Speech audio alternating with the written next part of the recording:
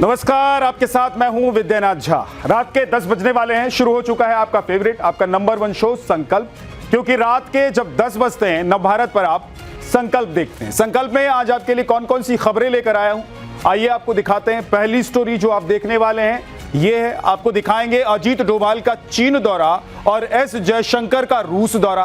पाकिस्तान को क्यों पड़ने लगा दिल का दौरा, डिटेल में आपको बताने वाला। आज की दूसरी खबर, आज की दूसरी स्टोरी आपके लिए क्या है वो देखिए। ये है दूसरी खबर जो आप देखेंगे। पाकिस्तानी फौज अब अपने छात्रों पर ही गोली दाग रही। इस्लामाबाद में बीवी के सामने रौब झाड़ने वाले पाकिस्तानी अफसर ने कैसे छात्रों पर गोलियों की बरसात कर दी, डिटेल संकल्प की दूसरी स्टोरी में आप देखेंगे। आज की तीसरी खबर, स्टोरी नंबर 3, स्पेशल स्टोरी आपके लिए क्या है वो देखिए।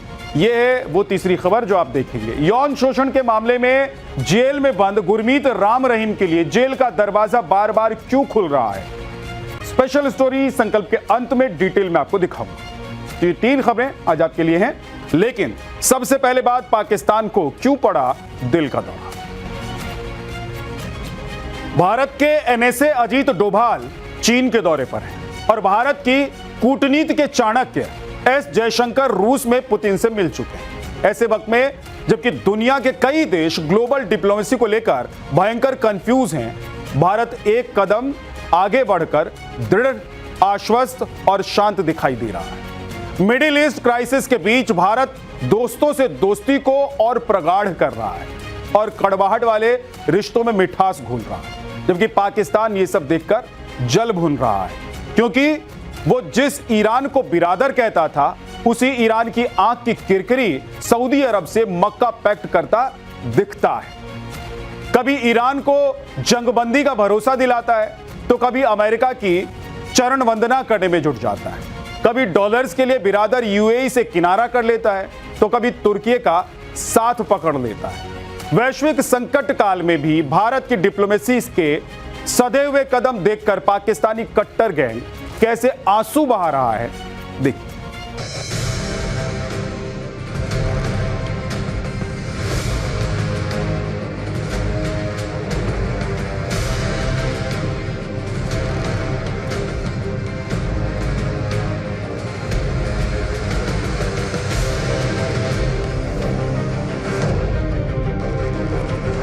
पहले सऊदी अरब से म्यूचुअल डिफेंस पैक्ट और फिर इसमें तुर्कियों को जोड़कर मक्का पैक्ट करने के बाद भी पाकिस्तान छाती पीट रहा है। वजह क्या है आप खुद सुन लीजिए।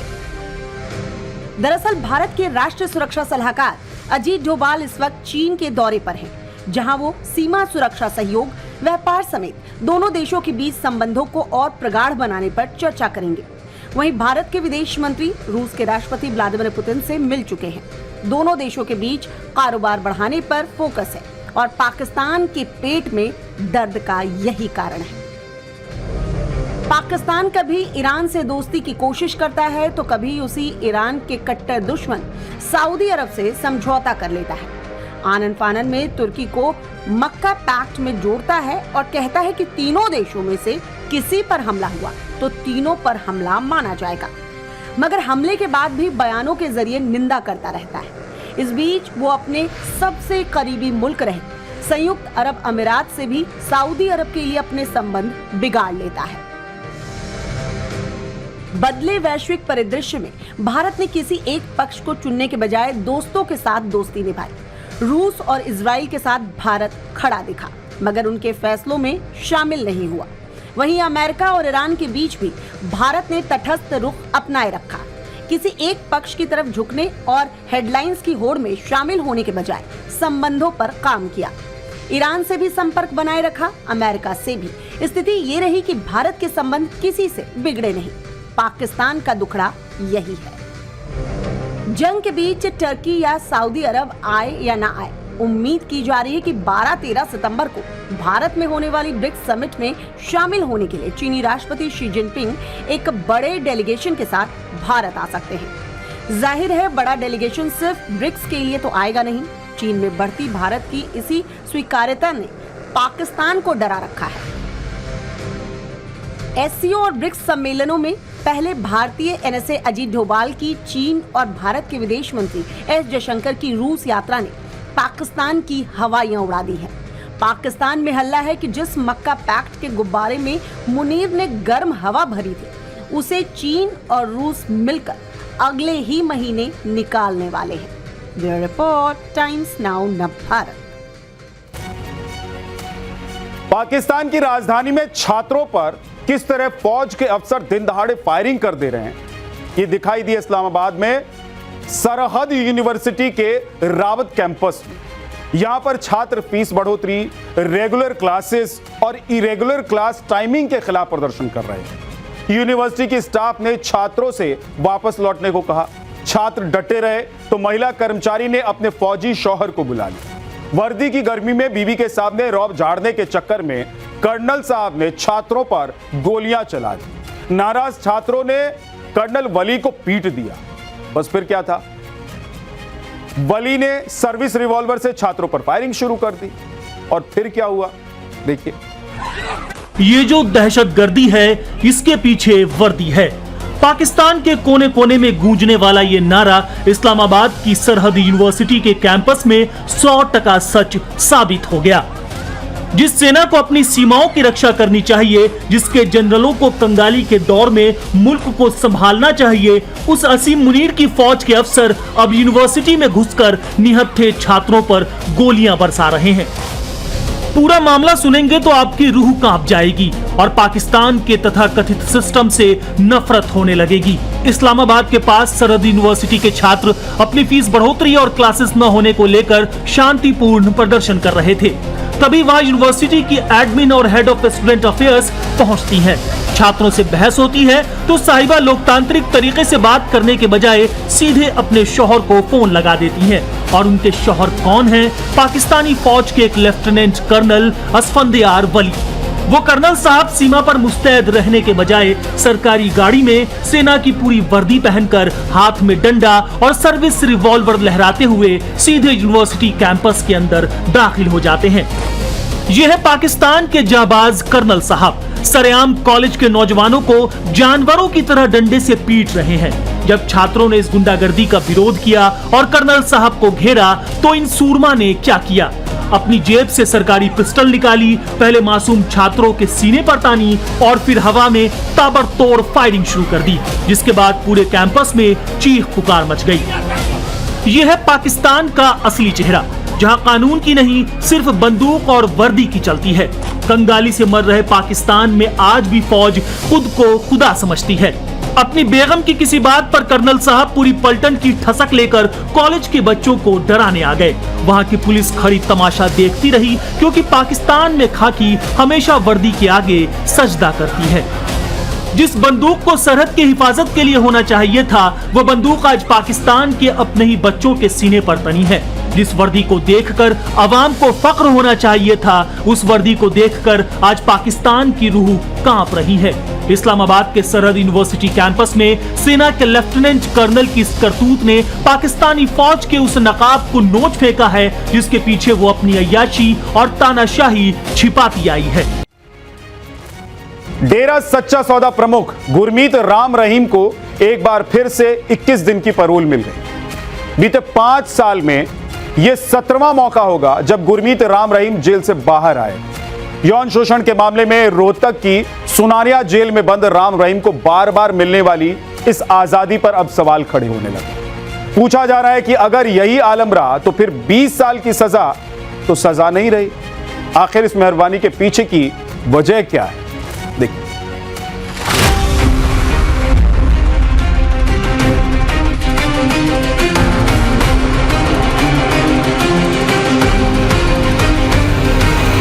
डेरा सच्चा सौदा के प्रमुख गुरमीत राम रहीम सजा याफ्ता है। 2 साध्वियों से बलात्कार के आरोपी राम रहीम को अगस्त साल 2017 में सीबीआई की विशेष अदालत ने दोषी ठहराया था और इसे दोनों मामलों में अलग अलग 10-10 साल यानी कुल 20 साल की सजा हुई।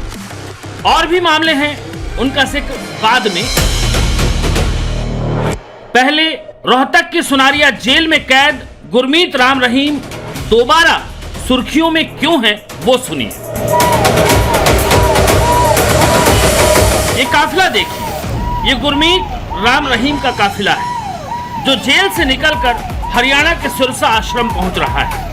लग्जरी गाड़ियों के इस काफिले में 2 लैंड क्रूजर, 2 फॉर्च्यूनर, 2 इनोवा और सबसे खास 2 बत्ती लगी गाड़ियां, जिसे पुलिस एस्कॉर्ट कहा जा रहा है। अब बताइए, कहां देखा है आपने एक रेपिस्ट का ऐसा काफिला? और ठाठ की तो बात ही मत कीजिए। दुनिया जानती है जब राम रहीम अपने डेरे में होता है तो किसी राजा महाराजा से कम नहीं रहता। खबर यह है कि रोहतक की सुनारिया जेल से राम रहीम को 21 दिन की फरलो मिली है, यानी जेल की जिंदगी से खुली हवा में आजादी से जिंदगी जीने की छुट्टी। और सवाल यह है कि एक रेपिस्ट में ऐसे कौन से हीरे मोती जड़े हैं जो इसे बार बार जेल से आजादी मिल रही है। हैरानी होगी आपको, बीते 5 साल में राम रहीम को यह आजादी 17वीं बार मिली है। आंकड़ा भी गिनवा देते हैं, क्योंकि इसी पेरोल पर सवाल खड़े हो रहे हैं। तमाम लोग और सोशल मीडिया पर सवाल पूछ रहे हैं। अक्टूबर 2020 में 1 दिन की पैरोल, मई 2021 में 1 दिन की पैरोल, फरवरी 2022 में 21 दिन की फरलो, जून 2022 में 30 दिन की पैरोल, अक्टूबर 2022 में 40 दिन की पैरोल, जनवरी 2023 में 40 दिन की पैरोल, जुलाई 2023 में 30 दिन की पैरोल, नवंबर 2023 में 21 दिन की पैरोल, जनवरी 2024 में 50 दिन, अगस्त 2024 में 21 दिन, अक्टूबर 2024 में 20 दिन की पैरोल। वहीं जनवरी 2025 में 30 दिन, अप्रैल 2025 में 21 दिन, अगस्त 2025 में 40 दिन की पैरोल मिली और साल 2026 में इसी जनवरी को 40 दिन की पैरोल मिली थी। मई 2026 में 30 दिन की पैरोल मिली। 26 जून को राम रहीम वापस जेल पहुंचा था और अब 2 महीने बाद यानी 25 अगस्त 2026 को फिर 21 दिन के लिए फरलो पर जलवा जलाली के साथ रेपिस्ट राम रहीम बाहर आ गए हैं। अकेले साल 2026 का ही आंकड़ा देख लें तो इस ताजी फरलो को मिलाकर 91 दिन हो गए जेल से बाहर। हमने गिनवाया ना, ये 17वीं बार है जब राम रहीम जेल से बाहर आए हैं। किस देश में या रेप के किस आरोपी को आपने इतनी आजादी मिलते या पाते हुए देखा है? लोग कह रहे हैं राम रहीम जेल में रह रहा है या जन्नत में। सवाल भी यही उठाया जा रहा है। आपने जिस अंशुल छत्रपति को सवाल उठाते हुए सुना, दरअसल वो उस पत्रकार का बेटा है जो राम रहीम का पीड़ित है। तकरीबन 24 साल पहले साल 2002 में अंशुल छत्रपति के पिता रामचंद्र छत्रपति की हत्या हो गई थी। रामचंद्र छत्रपति वो पत्रकार थे जिन्होंने डेरा में यौन शोषण की खबरों को बाहर लाया। वो डेरा की खबरों को छापते थे, लेकिन उनकी हत्या हो गई। जनवरी 2019 में सीबीआई कोर्ट ने पत्रकार रामचंद्र छत्रपति की हत्या के मामले में राम रहीम को उम्र कैद की सजा सुनाई। लेकिन इसी साल मार्च 2026 में पंजाब और हरियाणा हाई कोर्ट ने राम रहीम को बरी कर दिया। फिलहाल इस मामले में पीड़ित परिवार और सीबीआई ने सुप्रीम कोर्ट में अपील की है। इस मामले में सुनवाई चल रही है। ऐसा ही एक मामला पूर्व डेरा मैनेजर रणजीत सिंह हत्याकांड का है। राम रहीम पर साल 2002 में रणजीत सिंह की हत्या की साजिश का आरोप लगा। साल 2021 में सीबीआई अदालत ने राम रहीम को इस मामले में उम्र कैद की सजा सुनाई। लेकिन मई 2024 में पंजाब और हरियाणा हाईकोर्ट ने राम रहीम को बरी कर दिया। इस मामले में भी सीबीआई ने सुप्रीम कोर्ट में अपील की है, लेकिन अपील को सुप्रीम कोर्ट में फिलहाल लंबित बताया जाता है। गुनाहों की फेहरिस्त लंबी है। राम रहीम के खिलाफ सैकड़ों पुरुष अनुयायियों को भगवान के करीब जाने के नाम पर जबरन बदिया कराने का आरोप है। इस मामले में सीबीआई ने चार्जशीट की। पंचकुला की विशेष सीबीआई अदालत में उसका ट्रायल चल रहा है, लेकिन इस मामले में राम रहीम को 2018 में जमानत मिल गई और फैसले का इंतजार है। सवाल ये है कि सजा याफ्ता राम रहीम को इतनी रियायत क्यों मिल रही है? क्योंकि पेरोल और फरलो अधिकार नहीं बल्कि एक तरह की रियायत है, या यूं कहें कि ये विशेषाधिकार है। पहले पेरोल और फरलो को समझिए। पेरोल आमतौर पर किसी विशेष कारण से दी जाती है, जैसे परिवार में किसी की मौत होने पर या गंभीर बीमारी या फिर शादी विवाह के कार्यक्रम में जाने के लिए। पेरोल सजा का अस्थायी निलंबन है। पेरोल की अवधि अक्सर सजा में नहीं गिनी जाती। वहीं फरलो मुजरिम के अच्छे कंडक्ट के लिए इनाम के तौर पर दी जाती है। जेल की जिंदगी के एक रास्ता को तोड़ने या फिर परिवार से संपर्क बनाए रखने के लिए फरलो दी जाती है। फरलो की अवधि आमतौर पर सजा में गिनी जाती है। अब खास बात यह कि भारत में किसी मुजरिम को पेरोल या फरलो देना मुख्य रूप से राज्य सरकार या फिर कार्यपालिका के अधिकार क्षेत्र में आता है, क्योंकि जेल संविधान की 7वीं अनुसूची में ये राज्य सूची का विषय है। इसमें अदालत का कोई रोल नहीं होता। हर साल मैंने बताया कि एक साल में एक सिस्टम है जो उसके हिसाब से ही जो है गाइडलाइन के हिसाब से ही पैरोल मिलती है।